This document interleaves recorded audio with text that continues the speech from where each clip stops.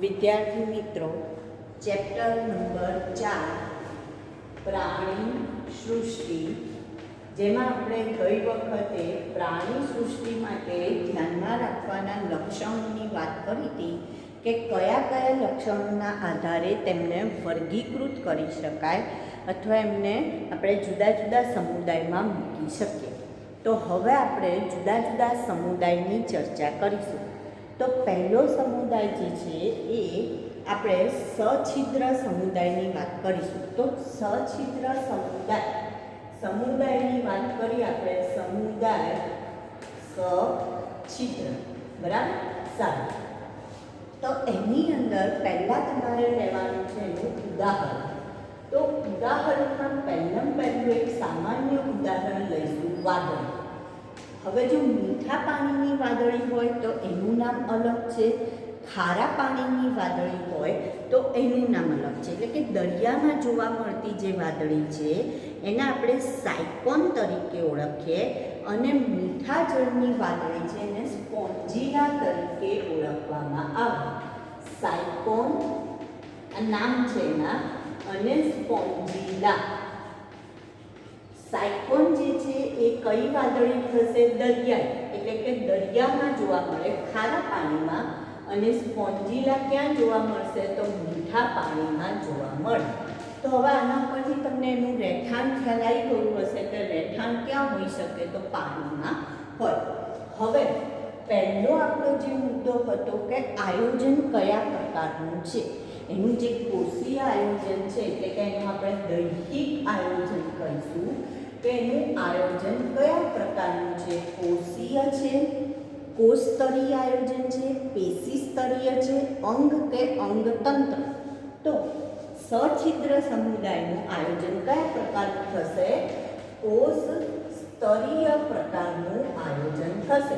એનો મતલબ એમાં પેશીનું નિર્માણ થતું નથી, માત્ર શું આવેલા હોય છે? તો કોષો જ આવેલા હોય છે. આપણને કોષો જ જોવા મળશે. તમે સ્પંજ વાપરતા હશો, સ્પંજ જોયું હશે તમે. તો આયોજનની પહેલી વાત કરી તો કયા પ્રકારનું આયોજન છે? તો કોષ સ્તરીય આયોજન કહીશું. હવે પછીનો મુદ્દો આવશે સમમિતિ. તો સમમિતિની બાબતે જોઈએ તો આ જે છે એ અસમમિતિ ધરાવે છે. કેવું પ્રાણી છે? તો અસમમિતિ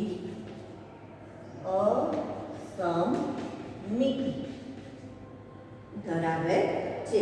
એટલે કે સમમિતીય છે નહીં, અસમમિતીય છે. હવે જુઓ, કોષસ્તરીય આયોજન છે એનો મતલબ ગર્ભ સ્તર કે દેહકોષ્ઠ કે કોઈ બાબત હવે એના આવતી નથી. એટલે એ મુદ્દાઓનો સમાવેશ આપણે હવે અહીંયા કરવાનો નથી. તો પછી કયા મુદ્દાનો સમાવેશ કરીશું? તો હવે અન્ય વિશેષતાની વાત કરીશું, અથવા એની રચનાની વાત કરીએ કે ભાઈ એની રચનામાં શું હોય છે. તો સૌથી પહેલાં એનું શરીર જે છે એ છિદ્રાળું છે, છિદ્રોવાળું શરીર છે, બરાબર. અને એને રહેવાનું છે ક્યાં? પાણીમાં. તો પાણીમાં રહે અને છિદ્રોવાળું શરીર છે, એટલે છિદ્રોની અંદર શું થશે? બધું પાણી ભરાઈ જશે. તો આવું ના થાય માટે એના શરીર ઉપર દ્રઢાઓ કે સ્પોન્જીના રેસાઓ હોય છે. છિદ્રાળું શરીર ઉપર સ્પોન્જીન અથવા દ્રઢાઓના રેસાનું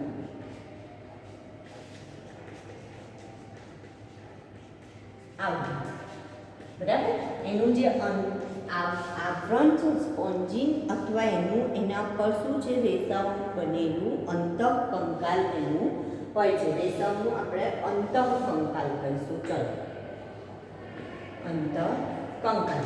કેમ એવું અંતઃકંકાલ છે? છિદ્રાળું શરીર છે અને મેં શું કહ્યું કે એને શેમાં રહેવાનું છે? પાણીમાં રહેવાનું છે. હવે જો પાણી અંદર ભરાઈ રાખે તો આપણે ખાલી થોડીક વાર પણ તમારો હાથ પાણીમાં રાખો તો આંગળીઓ ફોગાઈ જાય છે કે નહીં? તો એવી રીતના એનું શરીર પણ ફોગાઈ જાય. તો એવું ના થાય માટે એના ઉપર સ્પોન્જીન અથવા તો દ્રઢાઓના રેસાઓનું અંતઃકંકાલ બનેલું છે, એટલે કે એવું આવરણ છે કે જેથી એનું શરીર ફોગાઈ જતું નથી. હવે બીજી વસ્તુ કે આપણે શું કહ્યું, કોષસ્તરીય છે, કોષ છે, બીજી કોઈ એનામાં રચના છે નહીં, એટલે કે પેશીનું નિર્માણ નથી. તો કેવા પ્રકારના કોષો છે? તો એને નામ આપ્યું છે કોલર કોષ. કયા કોષ કહેલું છે? કોલર કોષ. હવે જેમ આપણે અહીંયા કોલર હોય છે ને, શર્ટમાં કોલર, એવું એના શરીરમાં કોલર કોષ છે. તો આ કોલર કોષનું કાર્ય શું? તો કે આ કોલર કોષ એ છિદ્રિષ્ટ ગુહા અને નલિકા તંત્રનું અસ્તર બનાવે છે. છિદ્રિષ્ટ ગુહા અને નલિકા તંત્ર, છિદ્રિષ્ટ ગુહા અને નલિકા તંત્રનું અસ્તર બનાવે. તો હવે આપણી જોડે શબ્દ આવ્યો કે ભાઈ છિદ્રિષ્ટ ગુહા એટલે શું? છિદ્રિષ્ટ ગુહા એ શું છે? તો એના શરીરમાં છિદ્રો હોય છે, બરાબર, જે છિદ્રિષ્ટ ગુહા તરીકે ઓળખાય અને એના દ્વારા એમાં પાણી પ્રવેશે. છિદ્રિષ્ટ ગુહા જે છે એ આ જે વાદળી, ધારો કે આ રીતની વાદળીનું શરીર હોય તો એમાં એના શરીર ઉપર આવી રીતના છિદ્રો છે, બરાબર. અને જે છિદ્રિષ્ટ ગુહા છે જેના દ્વારા પાણી શું થશે? તો શરીરની અંદર પ્રવેશશે. હવે જ્યારે પાણી અંદર પ્રવેશે છે તો એ પાણીનો બહાર નિકાલ કોના દ્વારા કરશે? છિદ્રિષ્ટ ગુહા દ્વારા પાણી પ્રવેશે. તો એનું અને અહીંયા પેલા કોલર કોષ આ રીતના હોય, જો, એટલે શું થશે? જેટલું પાણી પ્રવેશ્યું ને, હવે અહીંયા અથડાશે પાણી, એટલે આ પાણી અંદર નહીં જાય, આટલા ભાગમાંથી પાણી અંદર જશે. એટલે આખું ધારો કે 100% હોય તો એમાંથી 70% પાણી જશે, 30% પાણી બહાર. 70%માંથી ફરી અહીંયા અથડાશે અને આમાંથી 40% પાણી અંદર જશે, બાકીનું 30% બહાર. 40%માંથી 10% પાણી અંદર જશે, 30% બહાર. તો આવી રીતના એના શરીરમાં પાણીનું નિયમન થશે. એટલે કોલર કોષો આવું નિયમન કરશે. એટલે આ જે છે એ શું છે? તો કે કોલર કોષ આ રીતના આવેલા હોય અને એમાં આશ્યક દ્વારા, આશ્યક નામની રચના છે જેના દ્વારા પાણી શરીરની બહાર નીકળી જશે. તો છિદ્રિષ્ટ ગુહા અંદર લેશે પાણીને અને આશ્યક શું કરશે? તો કે પાણીને બહાર કાઢવાનું કામ કરશે. તો આપણે કોની રચનાની વાત કરી? વાદળીની રચનાની વાત કરી રહ્યા છે. સછિદ્ર સમુદાયમાં આપણે વાત કરી રહ્યા છે કે સછિદ્ર સમુદાયમાં આ રીતના, અને એમાં લિંગભેદ, જો પ્રજનનની હવે વાત કરીએ તો લિંગભેદ જોવા મળતો નથી. એટલે અવખંડન દ્વારા અલિંગી પ્રજનન અને જન્યુ દ્વારા લિંગી પ્રજનન કરશે. છેલ્લે આપણે પ્રજનનનો મુદ્દો લેવો હોય તો પ્રજનનમાં શું કહીએ છીએ આપણે? અલિંગી અને લિંગી. તો અલિંગી કોના દ્વારા કરશે? અવખંડન દ્વારા.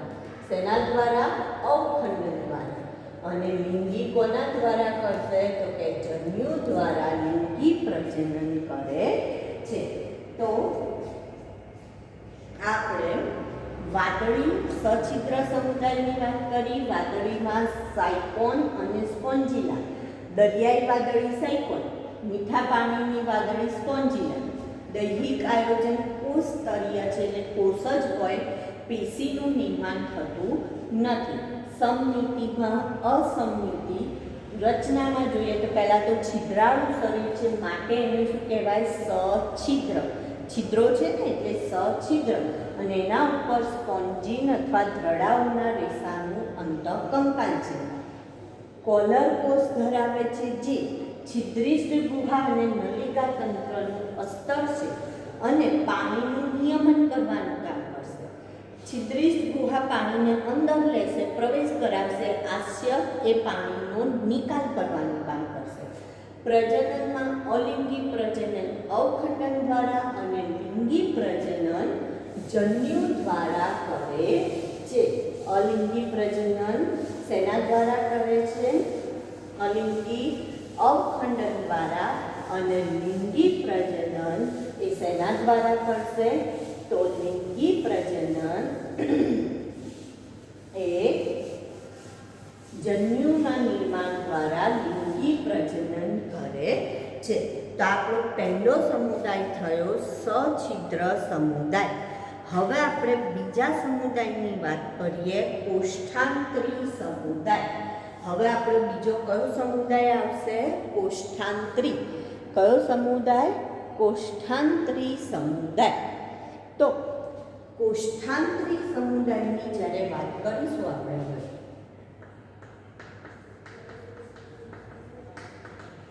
તો એનું ઉદાહરણ લઈએ આપણે. કોષ્ઠાંતરી સમુદાયના જ્યારે ઉદાહરણ લઈએ તો એમાં જેલીફિશ, હાઇડ્રા, પરવાળાને કોરલ તરીકે પણ ઓળખવામાં આવે. ઇંગ્લિશમાં એને શેના તરીકે ઓળખીશું આપણે? કોરલ તરીકે પણ ઓળખીએ છીએ. સમુદ્ર ફૂલ, આ બધા એના ઉદાહરણ છે. બરાબર? સારું. હવે ઉદાહરણ પછી આપણે એનું દૈહિક, આ બધા ક્યાં જોવા મળશે? પાણીમાં જોવા મળે, એટલે રહેઠાણ તો પાણી જ થઈ ગયું. દૈહિક આયોજન જોઈએ તો આનું દૈહિક આયોજન એ હવે કયા પ્રકારનું આવશે? પેશી સ્તરીય આયોજન આવશે. શેનું આવશે? કેવું આવશે? પેશી સ્તરીય આયોજન. કયા પ્રકારનું? પેશી સ્તરીય આયોજન થઈ ગયું. દૈહિક આયોજન પેશી સ્તરીય, એટલે મતલબ પેશીનું નિર્માણ કરે છે. ત્યાર પછી સમમિતિ. તો સમમિતિમાં કઈ આવશે? તો કે અરીય સમમિતિ જોવા મળશે. અરીયનો મતલબ એને મધ્ય અક્ષેથી, અરીયનો મતલબ શું થશે? એને જ્યારે મધ્ય અક્ષેથી જો કાપવામાં આવે તો બે સરખા ભાગમાં વિભાજિત થાય, તો એને કયા પ્રકારનું કહીશું? અરીય સમમિતિ તરીકે ઓળખવામાં આવે છે. પછી હવે આવશે આમાં ગર્ભસ્તરની વાત આવશે. તો કેમ? કારણ કે પેશી સ્તરીય આયુ માટે તો દ્વિગર્ભસ્તર એવા છે, બે ગર્ભ સ્તર ધરાવે છે, એટલે દ્વિગર્ભસ્તરી છે. બરાબર? કયું ગર્ભ સ્તર ધરાવશે? તો બાહ્ય ગર્ભ સ્તર અને અંતઃગર્ભ સ્તર. મધ્ય ગર્ભ સ્તર હોતું નથી, એટલે દ્વિગર્ભસ્તરીયની વાત આવશે. હવે એની વિશિષ્ટ રચનામાં આપણે વાત કરવાની છે. ગર્ભ સ્તર પછી હવે આવશે, આમાં પણ દેહકોષ્ઠ છે નહીં, એના શરીરમાં કોઈ પોલાણ એવું છે નહીં, એટલે દેહકોષ્ઠ આપણને જે અન્નમાર્ગ અને એટલે કે પાચન નળી અને શરીર દિવાલ વચ્ચે જે પોલાણ જોઈએ છે નહીં, માટે આપણે એને દેહકોષ્ઠમાં કશું લખતા નથી. બરાબર? કે દેહકોષ્ઠી છે કે નથી એવું કંઈ જ એમાં દર્શાવતા નથી. કૂટ દેહકોષ્ઠી કે દેહકોષ્ઠી એવી વાત આપણે કરતા નથી, એટલે ગેરહાજર એવું પણ કહી શકાય. દેહકોષ્ઠને આપણે શું કહીશું? ગેરહાજર પણ કહી શકીએ. હવે આપણે એમાં જો વાત કરીએ તો એની વિશિષ્ટ રચના અથવા વિશેષતાની વાત કરીએ તો સૌથી પહેલાં એનું નામ કોષ્ઠાંતરી. જેમ આપણે સછિદ્રમાં કહું કે એનું નામ સછિદ્ર કેમ પડ્યું? કારણ કે એના શરીર ઉપર શું હતું? છિદ્રો હતા. તો હવે આ જે સમુદાયના પ્રાણીઓ છે એનું નામ કોષ્ઠાંતરી સમુદાયમાં કેમ મૂકવામાં આવ્યા, અથવા એને કોષ્ઠાંતરી કેમ કહેવામાં આવ્યું? તો કોષ્ઠાંત્રનો મતલબ થાય ગુહા અથવા પોલાણ. કોષ્ઠાંત્રનો મતલબ શું થાય? ગુહા અથવા પોલાણ. તો આ જે પ્રાણીઓ છે એના મધ્યમાં એક જ છેડેથી ખુલતા અધોમુખ સાથેની પરિવહન ગુહા આવેલી હોય છે. મધ્યમાં એક જ છેડેથી ખુલતા, મધ્યમાં એક જ છેડેથી ખુલતા અધોમુખ સાથેની પરિવહન ગુહા. તો આવી એક એનામાં પોલાણ છે, એના શરીરમાં શું છે? પોલાણ છે. ગુહા એટલે પોલાણ. એક જ છેડેથી ખુલતું અધોમુખ છે. અધોમુખ, ધારો કે હું હાઇડ્રા દોરું,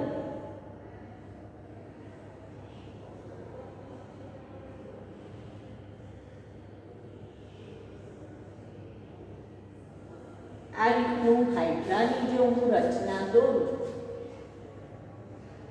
બરાબર, તો અહીંયા જે ભાગ છે એને અધોમુખ તરીકે ઓળખાય. આને શેના તરીકે ઓળખાય? અધોમુખ. તો અહીંયા જો એક જ છેડેથી, મધ્યમાં એક જ છેડેથી ખુલતું અધોમુખ છે અને બાકીનું આ જે પોલાણ છે, આખું પોલું, અને પોલાણ છે માટે એને શેના તરીકે ઓળખાય છે? એટલે કોષ્ઠાંત્ર. કોષ્ઠ એટલે એનું જે અંતરમાર્ગ છે, અંદરનો માર્ગ છે, એમાં આવી ગુહા છે, પોલાણ છે, માટે એને શું નામ આપેલું છે? કોષ્ઠાંત્રી નામ આપેલું છે. હવે જ્યારે પણ હાઇડ્રા દોર્યું હશે ને ત્યારે તમે જોયું હશે ઉપર આવું આમ જાણે પેલું ઝાડ દોર્યું હોય, આપણે એના જેવું દોરીએ છીએ. તો આ શું છે? તો કે આ સૂત્રાંગો છે. તો હાઇડ્રા એ શું ધરાવે છે? તો કે સૂત્રાંગો ધરાવે છે. એટલે બીજી વિશેષતા એનામાં આવશે કે સૂત્રાંગો ધરાવે છે. હવે સૂત્રાંગોનું કાર્ય શું? તો કે સૂત્રાંગોની ઉપર હિપ્નોટોક્સિન, આવા સૂળ જેવી રચના છે જે હિપ્નોટોક્સિન નામનું દ્રવ્ય ધરાવે છે. હિપ્નોટોક્સિન જે ઝેરી પદાર્થ છે. તો એનો મતલબ સૂત્રાંગો શું કરશે? તો કે એને રક્ષણ આપવાનું કામ કરશે. રક્ષણ આપશે અને જો શિકાર દેખાય તો એ શિકારને પકડી એ પોતાના અધોમુખમાં મૂકી દેશે. એનો મતલબ ભક્ષણનું કાર્ય કરવામાં પણ એને મદદરૂપ થશે. તો સૂત્રાંગો, ધારો કે કોઈ અન્ય પ્રાણી એને અડવા જાય તો સૂત્રાંગોમાંથી પેલું હિપ્નોટોક્સિનનું સ્ત્રાવ થશે, એટલે પેલાને ડંખકોષ વાગશે, એને ડંખકોષ કહેવાય. સૂત્રાંગો શું ધરાવે છે? તો કે ડંખકોષ અથવા ડંખિકા ધરાવે છે જે ઝેર ઉત્પન્ન કરે છે. જેનું નામ મેં શું કહ્યું? હિપ્નોટોક્સિન. હિપ્નોટોક્સિન, જેના કારણે આ જે છે દ્રવ્ય એ ઝેરી દ્રવ્ય છે અને એના કારણે શું થશે? તો કે કોઈ પણ અન્ય પ્રાણીઓ સામે એનું રક્ષણ મળશે અને એ શેનું કામ કરે છે? તો કે ભક્ષણનું કામ કરે છે. તો આ એક આપણે સૂત્રાંગોની વાત કરી. બીજી જે વાત કરવાની છે એ પરવાળા જે છે એનું શરીરની વાત કરીએ તો પરવાળાના શરીર ઉપર જો કોષ્ઠાંત્રીનું બીજું એક ગુજરાતી એને દંશકો તરીકે પણ ઓળખવામાં આવે છે. શેના તરીકે? દંશકો, આવું પણ એને કહેવામાં આવે છે. તો આપણે પહેલું હાઇડ્રાનું ઉદાહરણની વાત કરી કે એમાં શું વિશિષ્ટતા છે. પછી હવે આપણે વાત કરીએ છીએ પરવાળા, જેને કોરેન્સ કહેવાય. તો એની આજુબાજુ કેલ્શિયમ કાર્બોનેટનું આવરણ છે. શેનું આવરણ છે? કેલ્શિયમ કાર્બોનેટ, જેના કારણે એ વર્ષો સુધી પાણીમાં રહી શકે છે. અને કેટલાય વર્ષો પછી આપણે જોઈએ તો આપણને કેલ્શિયમ કાર્બોનેટના આખા પથ્થરો કોરલ્સ જોવા મળે. તો આખો સમુદ્ર એમ કે એનાથી ભરાઈ જતો હોય છે. અને હવે આપણે જો વાત કરીએ આ જેલીફિશ અને હાઇડ્રા, તો એ લોકો બે સ્વરૂપ ધરાવે, છત્રકનું સ્વરૂપ ધરાવતા હોય છે. અને એ જે છત્રક અને પુષ્પક એવા બે સ્વરૂપ ધરાવતા હોય છે. શું ધરાવે છે? પુષ્પક અને છત્રક ધરાવે છે. છત્રક જે આ જે ઉપરનું હોય આ રીતનું હાઇડ્રા, તમે જેલીફિશ જુઓ તો એમાં આવું જોવા મળશે. તો આ જે ઉપરનો ભાગ છે એને આપણે શેના તરીકે ઓળખીએ છીએ? તો આ જે જેલીફિશ છે એમાં એને શેના તરીકે ઓળખીશું? છત્રક તરીકે ઓળખીએ છીએ. છત્રી આકારનું હોય માટે એને આપણે શેના તરીકે ઓળખીએ છીએ? છત્રક તરીકે ઓળખીએ છીએ, છત્રી આકારનું. અને મુક્ત રીતે તરતું સ્વરૂપ છે. બરાબર, છત્રક એ છત્રી આકારનું અને મુક્ત રીતે તરતું સ્વરૂપ. જ્યારે હાઇડ્રામાં જો આપણે વાત કરીએ તો હાઇડ્રામાં પુષ્પક જે છે એ સ્થાયી છે અને નળાકાર સ્વરૂપ હોય છે. હાઇડ્રામાં પુષ્પક આ જે ફૂલ જેવું દેખાય છે આપણને, એટલે એને પુષ્પક કહીશું, પુષ્પક. અને આમાં આપણે એને શેના તરીકે ઓળખીશું? છત્રક તરીકે. તો આ જે પુષ્પક છે એ સ્થાયી સ્વરૂપ છે, જ્યારે છત્રક છે કેવું છે? તો કે મુક્ત રીતે તરતું સ્વરૂપ છે. તો પુષ્પક અને છત્રક એવા સ્વરૂપે એ બે પ્રકારના સ્વરૂપો જોવા મળે છે. તો હાઇડ્રામાં પુષ્પ જેવું, ફૂલ જેવું દેખાય છે. કેવું છે? તો કે સ્થાયી, હલનચલન નથી કરતું. જ્યારે આમાં જેલીફિશમાં છત્રક છત્રી આકારનું છે અને એ મુક્ત રીતે હલનચલન કરે છે. ત્યાર પછી આપણે એનો પ્રજનનની વાત કરીશું. તો જો પહેલું આપણે વિશિષ્ટ રચનામાં કે મધ્ય છેડે એક છેડેથી ખુલતું, મધ્ય ભાગે એક છેડેથી ખુલતું અધોમુખ સાથેની પરિવહન ગુહા, અને એટલા માટે એને કોષ્ઠાંત્ર ગુહા અથવા તો કોષ્ઠાંત્રી તરીકે ઓળખાય. બીજું આપણે હવે હાઇડ્રાની વાત કરીએ કે શું ધરાવે છે? તો કે સૂત્રાંગો, જેના પર ડંખકોષ અથવા ડંખિકા હોય છે, જેમાં વિષ હોય છે, જે તેને અન્ય પ્રાણીઓ સામે રક્ષણ આપે છે અને તે ભક્ષણનું, શિકારને પકડવાનું કામ કરે છે. ત્યાર પછી આપણે પરવાળાની વાત કરી કે એનું જે અંતઃકંકાલ છે શેનું બનેલું છે? Calcium carbonate. અને એના કારણે વર્ષો સુધી સમુદ્રમાં સચવાયેલા રહે છે.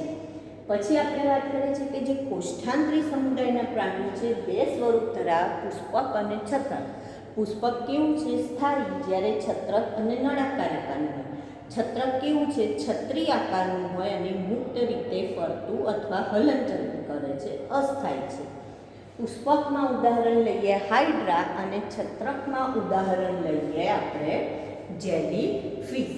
હવે આપણે એમાં પ્રજનનની વાત કરીએ તો પુષ્પકો દ્વારા અલિંગી રીતે છત્રકની ઉત્પત્તિ. પુષ્પક દ્વારા અલિંગી રીતે છત્રકની ઉત્પત્તિ. એટલે પુષ્પક શું કરશે? અલિંગી પ્રજનન કરીને શું ઉત્પન્ન કરશે? છત્રક ઉત્પન્ન કરશે. અને છત્રક જે છે એ લિંગી પ્રજનન કરી પુષ્પક ઉત્પન્ન કરશે. પુષ્પક એ અલિંગી પ્રજનન કરી છત્રક ઉત્પન્ન કરશે અને છત્રક એ લિંગી પ્રજનન કરીને શું ઉત્પન્ન કરે છે? પુષ્પક ઉત્પન્ન કરે છે. એટલે એકાંતર જનન જેવું એક પ્રકારે કહેવાય કે પુષ્પકમાંથી અલિંગી દ્વારા છત્રક, છત્રકમાંથી લિંગી દ્વારા પુષ્પક, ફરી પાછું પુષ્પકમાંથી અલિંગી દ્વારા છત્રકની ઉત્પત્તિ થાય. તો આ કયો સમુદાય થયો? કોષ્ઠાંત્રી સમુદાય થયો. અને એની જોડે બીજો એક સમુદાય આપેલો છે કંકતધારા સમુદાય. કંકતધારા સમુદાય, બરાબર. કંકતધારા જે ધરા કંકતધરા સમુદાય જે છે એના ઉદાહરણ લેવા હોય તો એમાં પ્લુરોબ્રેકિયા અને ટીનોપ્લેના.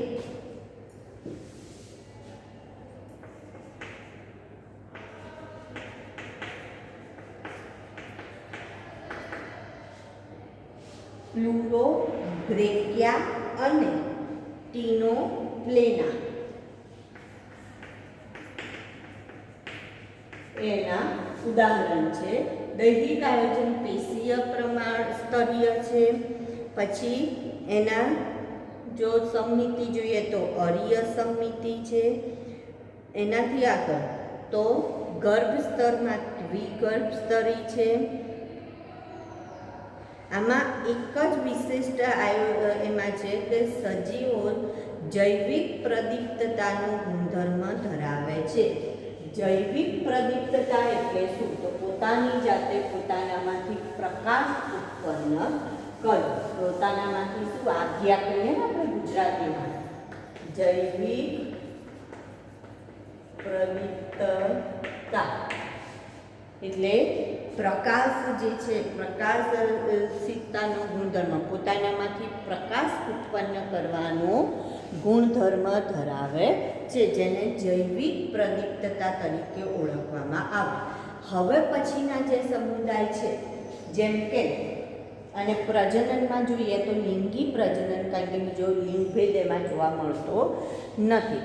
હવે એની અંદર આપણે જો વાત કરીએ આગળના સમુદાય, તો હવે પૃથુકૃમિ સમુદાય, ત્યાર પછી સૂત્રકૃમિ, નુપુરક, સંધિપાદ, મૃદુકાય, શૂળત્વચી, સામી મેરુદંડી, મેરુદંડી. તો આ બધા જે સમુદાય છે એ બધામાં હવે આયોજન કયા પ્રકારનું આવશે? તો અંગ સ્તરીય અથવા તો અંગતંત્ર સ્તરીય, સમમિતિ, ગર્ભ સ્તર, ખંડતા, આ બધા લક્ષણો જોવા મળશે. તો એના આપણે ટેબ્યુલર ફોર્મમાં જોઈશું, ટેબલના ફોર્મમાં જોઈશું, જે અને એને આપણે એક કમ્પેરિઝન કરીશું, આપણે એમની વચ્ચેની તુલના કરીશું અને એ રીતના એના લક્ષણો આપણે યાદ રાખીશું. તો એ હવે આપણે નેક્સ્ટ ટાઈમ, આપણે નેક્સ્ટ આપણો જે પીરિયડ આવશે એમાં આપણે એની વાત કરીશું.